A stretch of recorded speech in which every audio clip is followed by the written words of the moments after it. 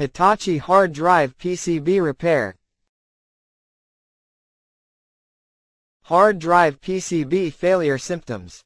HDD can't spin up. Either no sound or a short, quiet tickling sound can be heard. A burning smell can be sensed coming from the HDD or PCB. Burned components on the PCB. The HDD be connected to wrong power supply. PCB's interface damage. Step 1. Find a replacement PCB. Once you have confirmed that your hard drive failure is caused by the PCB, you can find a replacement PCB and replace it. The replacement PCB must have the same PCB number as your original PCB, as shown in the image above.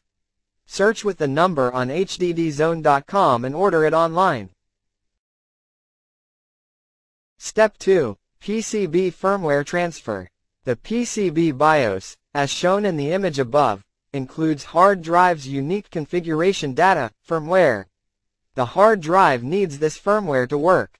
So in most cases, we have to transfer this BIOS chip from the original, bad, PCB to the replacement PCB.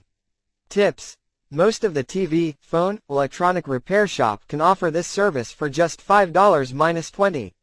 The video of swapping the BIOS chip can be found on our YouTube channel.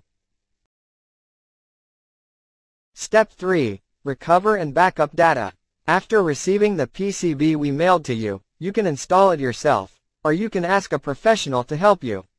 After the PCB replacement process is finished, connect your HDD to your PC and restart your computer. You will be able to recover data from your HDD now. Contact us. Please feel free to contact us if you have any questions. Email, sales@hddzone.com. Website, https://www.hddzone.com. Send clear photos of your PCB, both sides. To us will make everything easier. Email with attachments.